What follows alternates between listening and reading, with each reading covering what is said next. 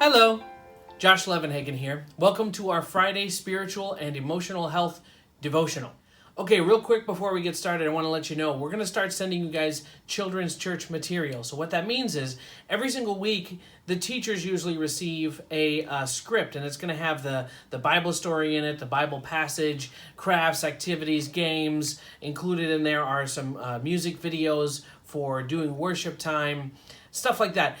We're going to actually send all of that straight to you over the email so you can do this stuff at home. I was just watching some of the music videos. They're talking about fear and courage during this time. I think it's amazing how much our lessons are lining up with what everybody is going through. We're going to be talking about the armor of God and how to stay protected against the enemy's attacks. And this week starts the lesson with the belt of truth. So I think this is the perfect material and the perfect timing. And so I encourage you guys to take a look at what we're going to be sending you every single Friday and do children's church with your kids every Sunday. Stay tuned for some really special Easter activities. All right, so spiritual and emotional health. One of the things I'm noticing about this time is it's very similar to a lot of other times of high stress or isolation, in that Satan can use these as an opportunity to tempt us. Old temptations, new temptations, vice, self-medication, even something as simple as overeating. Satan can use those as footholds during this time to pull us away from God and have us look more into our own needs and our own self during this time. And one thing I know is that if we're wondering how to get away from something like that, the further we run after God, the further we run away from sin. If you know where sin is, go the opposite direction, go towards God. God will always be in the opposite direction of sin. So along those lines, I want to share a resource with you. Over the years, I've been doing ministry for 10 years, and you find different things that help. You find different resources and speakers that you trust to help you through spiritual growth. And over the last year especially, one of those people for me has been Tony Evans. Now, Tony Evans has an app right now. He's a pastor out of Dallas, and he has an app where he takes his messages and he does what I've been doing with the Wednesday messages, and he cuts up his sermons into little 20-minute segments. You can listen to it in the morning when you're getting up. You can listen to it at night before you go to bed. That's what I do. I listen to him at night before I go to bed. I grew up with listening to him on the radio, so it's very similar to how I've always listened to him. But now you can do it on the app anytime you want. Additionally, if you donate any amount to his ministry, he will send you whatever series they're working on currently. So currently one of the series they're working on right now is called Overcoming Emotional Strongholds. Now this series has been really transformational for me because he talks about the roots of addictions, the roots of vice, the roots of sin and temptation, and he really kind of digs into how to be set free from a lot of these things. I think this is a great resource for you to kind of fend off the temptation to be a little bit more self-absorbed during this time and to try and embrace the emotions of intimacy with God that God would have you have during this time instead of focusing all your attention on yourself. And that is going to lead you to a place of emotional health where you can then lead your family with some strength, and you can start off from a point of strength yourself. So I encourage you guys, get the Tony Evans app, check out Overcoming Emotional Strongholds, the series. I think you'll really appreciate the stuff he has to say during this time. Now, when it comes to your family, I'm going to spend another Friday here talking about communication. Why am I talking about that? Well, one, we're spending more time together than we have in a long time. We're working from home. Our kids are home from school for a very long time. We need to make sure that our communication skills are honed right now. Because if we do not learn how to communicate, what we are trying to communicate will not matter at all. I could send you guys all the stuff for doing home devotions, for having home talks, for anything, for something to do with spiritual stuff or not. And it will not work if you do not know how to communicate with your children. So last week, we talked about communicating to your children at the phase that they are right now. I would encourage you guys to go to orange.com and look at It's Just a Phase and learn about what age of development that your child is at right now.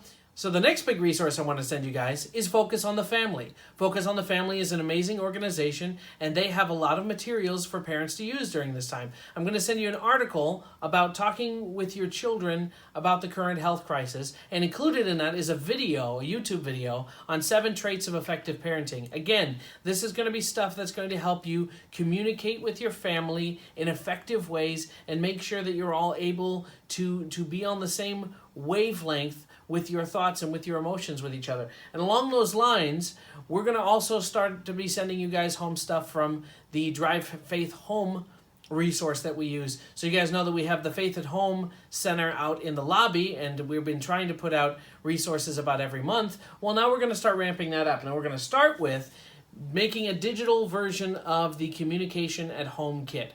Now, you guys know that we sent this out a few weeks ago. I'm going to send it to you guys again this week because it fits so perfectly with what we're talking about right now with communication. Now, if you guys don't remember, here's what's included in the kit. There is 2 articles. One is on family communication in general. The other one is 10 reasons that we can't say how we feel. Again, really, really good stuff. And then there's a bunch of activities, which right now make a lot more sense now that we're home with our families and we have time to do these. Fill in the blank, where we say things like, when you do this, I feel this way. Getting into the practice and habit of sharing our emotions. Telephone game, where you whisper something into each family member's ear and go down the line and see if you can preserve the sentence and realize how you guys communicate. Role reversal. Talk to your children about the challenges right now of home routines and taking orders from parents all day long, and do some role reversal. Give your children some responsibilities to come up with duties for other people and see how difficult it is for them to do those kind of things, and maybe build up some empathy for what each of you is going through in your role in the house. This one is great. It's a list of emotions that you can post on your fridge just to keep in the practice of identifying what you're feeling so that you can communicate to others how you're feeling. This is really good stuff. And of course, we have the 2 episodes of the podcast, which again, I'll be sending in MP3 form over the email. This is some good stuff, and it's designed to get you guys talking and get you guys in the practice of building up your communication skills as a family. Because all the stuff that we want to send you, all the things that we want to do during this time, and the ways that we want to grow spiritually, they're only going to be effective if we know how to communicate with each other, not just what we want to communicate. So all that's the stuff that I'm going to be sending you guys this week, and look forward for more next week. All right, so today my devotional is taken from Psalm 107, verses 1 through 3. Now the title of that section is Thanksgiving for Deliverance from Many Troubles. Let me read it to you. Oh, give thanks to the Lord, for he is good, for his steadfast love endures forever. Let the redeemed of the Lord say so, those he redeemed from trouble and gathered in from the lands, from the east and from the west and from the north and from the south. So, interesting verse.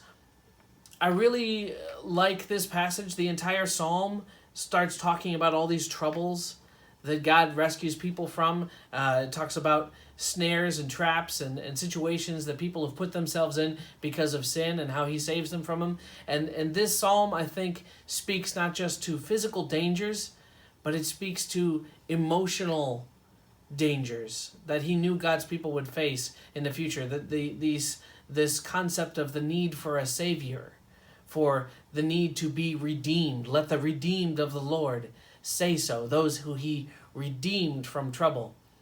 Right now I'm binge watching kind of a series on Netflix. I'm a big sci-fi fan, and there's a series on there right now about people who figured out a way to basically download themselves onto the internet, which means that anytime that their body dies, they can just download into a new body. They can make themselves a new body, and they'll be completely fine.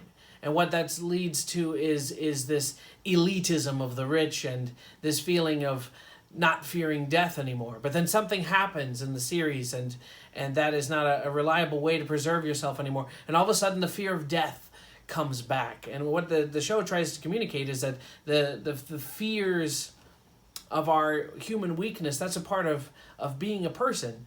And I think right now we are experiencing a vulnerability based on our humanity.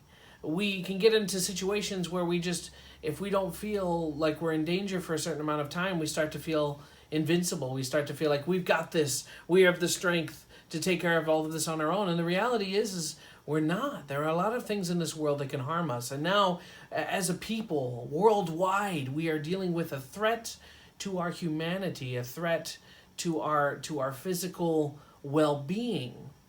And that is bringing a lot of fear and a lot of concern. We don't know what to do.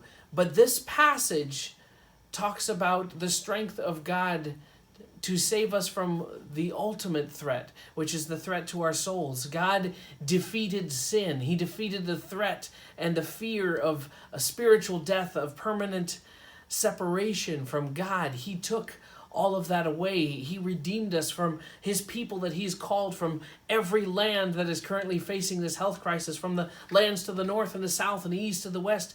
He has pulled together his people. He has saved us from having to feel afraid when something threatens our physical strength. This is an opportunity when we have less of a reason to rely on our own physical strength. This is an opportunity for us to rely on God, for us to lean on God. Trust in the Lord with all your heart. Lean not on your own understanding. Just like when we fast and we give up food, we give up sustenance, we give up the thing that makes us feel strong and feel confident physically. We give that up for a few days so that we can lean more into God, so that we can rely more on him because he is worthy of that trust. This is an opportunity to do the same thing. It's just a little bit more of an involuntary one. Jesus told his followers, "In this world you will face trouble, but take heart, for I have overcome the world." Let the redeemed of the Lord say so. Those who he's redeemed from trouble. Give thanks to the Lord, for he is good. His steadfast love endures forever. God has saved us from the biggest threat that we could ever face, which is the consequences of our own humanity and our own sin. And now he gives us an opportunity to trust him during this time, to lean on him, to believe in him, and to give thanks to him, to be thankful at all times for what he has given us, for the blessings that we have.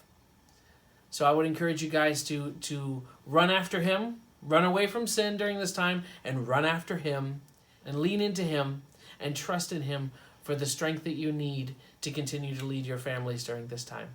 Stay safe. God bless. I'll talk to you guys next week. Bye-bye.